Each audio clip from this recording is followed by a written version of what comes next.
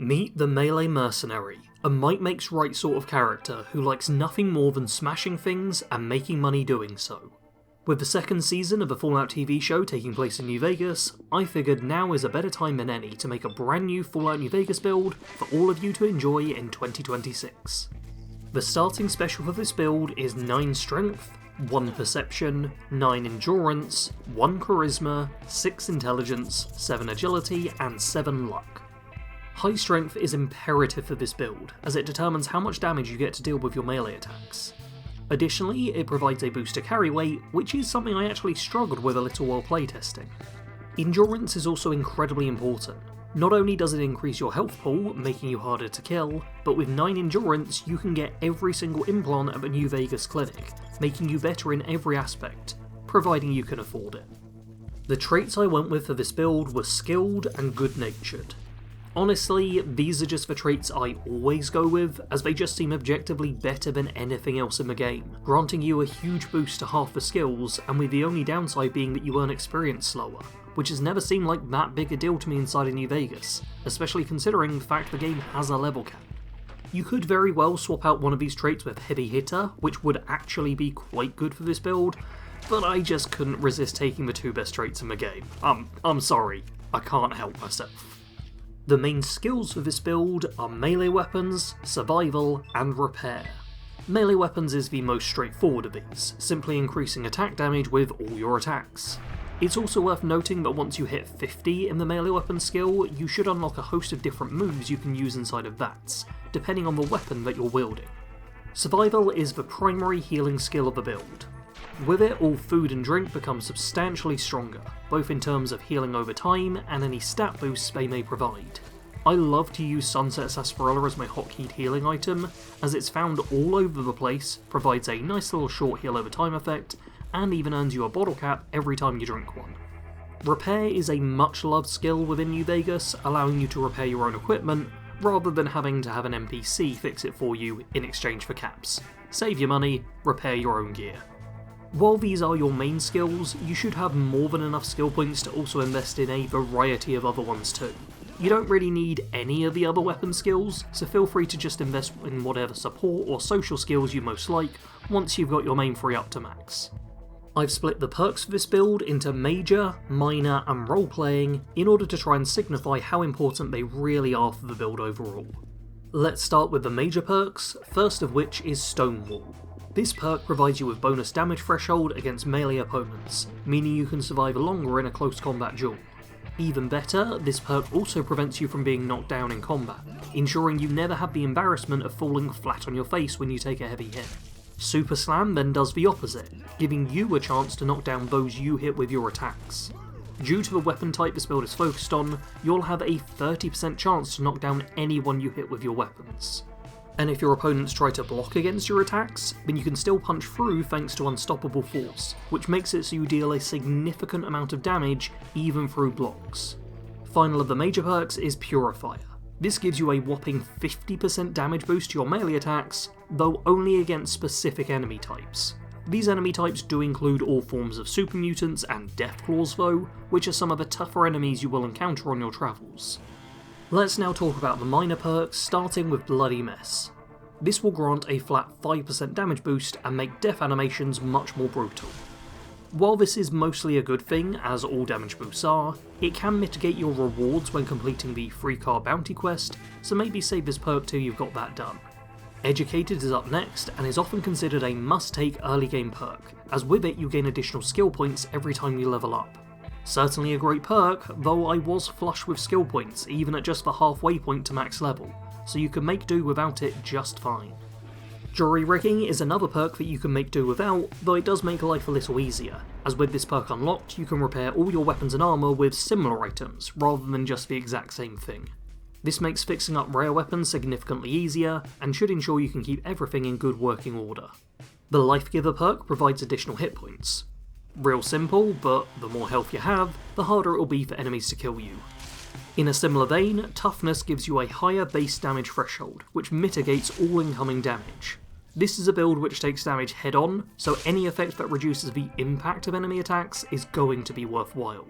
Finally, we have the role-playing perks, starting with both Confirmed Bachelor and Lady Killer.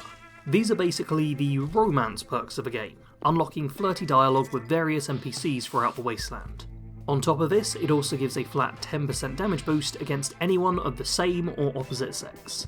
Final perk is Fortune Finder, which just makes you find more caps as you travel. This is a mercenary build, so I wanted to have something that ties into the whole money-making side of things, and this perk seemed perfect for that. When it comes to weapons for this build, you want to use whatever two-handed melee weapons you can get your hands on. These are big, heavy, and devastatingly damaging weapons that demolish enemy health bars. I had 5 different weapons hotkeyed when I was playing this build, which was a little overkill, but they were all fun to use. Both the Chainsaw and the Thermic Lance deal amazing sustained damage, allowing you to hold down the attack button and just watch the target's health bar drain away. Knock Knock is a unique fire axe which is lighter than most of the other weapons I was using, but still deals crazy high damage.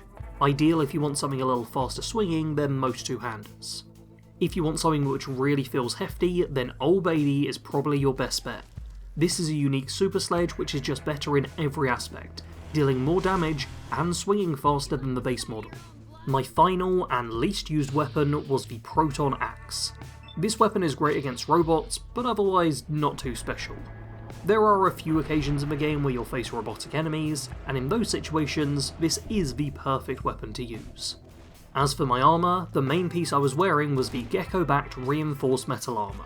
This is basically the best version of metal armour in the game, and you'll need to craft it yourself at a campfire.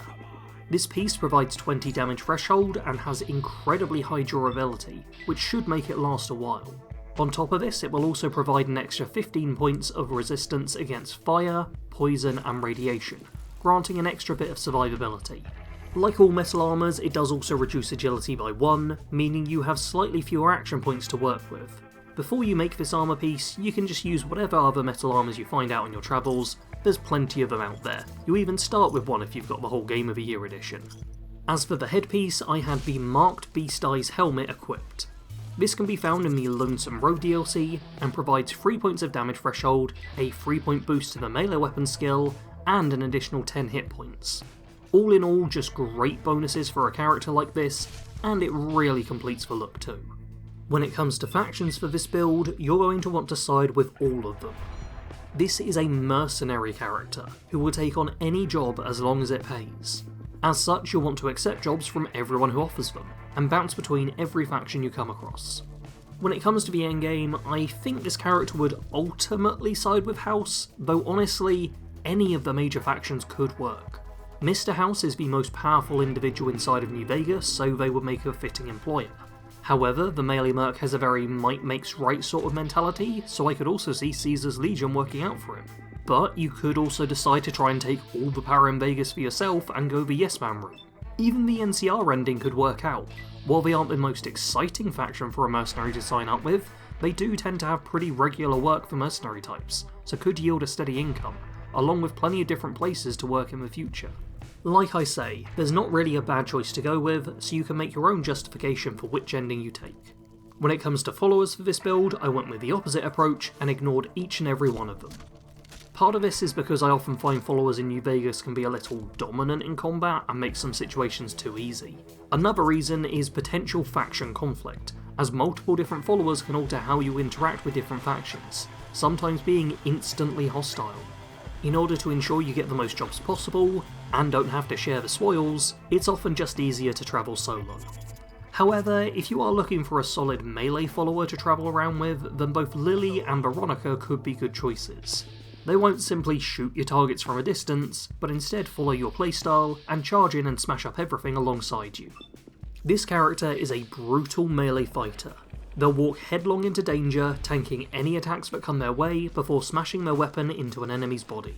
Every fight will go pretty much the same way, with you having to endure ranged attacks until you get close enough to start swinging your weapon at your target. It's a pretty simple strategy, and one that doesn't really contain any subtlety.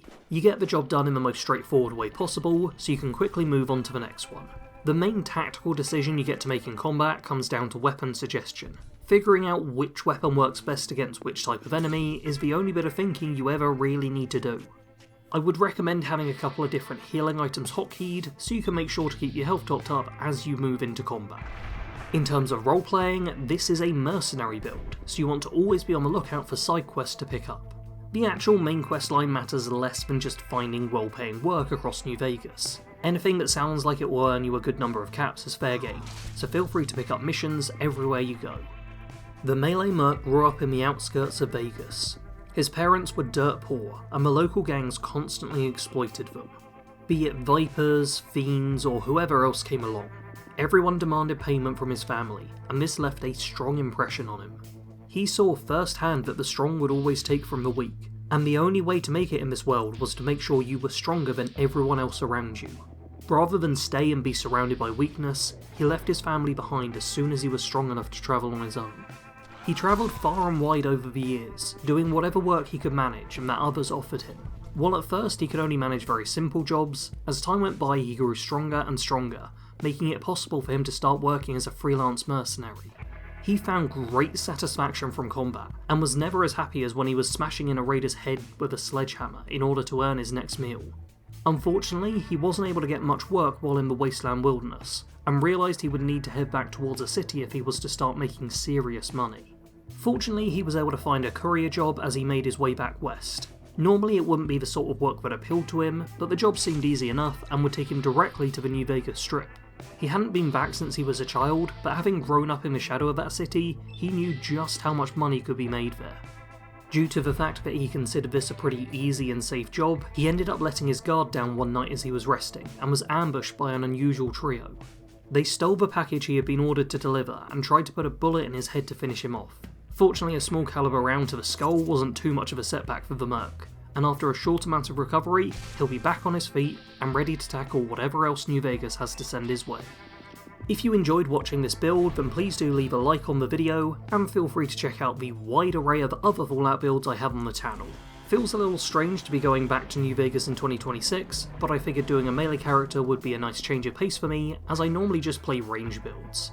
I do have plans to do another unusual playthrough over on the second channel, Bad Company Gaming, as that's where I do challenge runs, and it feels like it's kind of a now or never situation with New Vegas, so I should be starting a Fallout New Vegas challenge run over there in the next couple of weeks.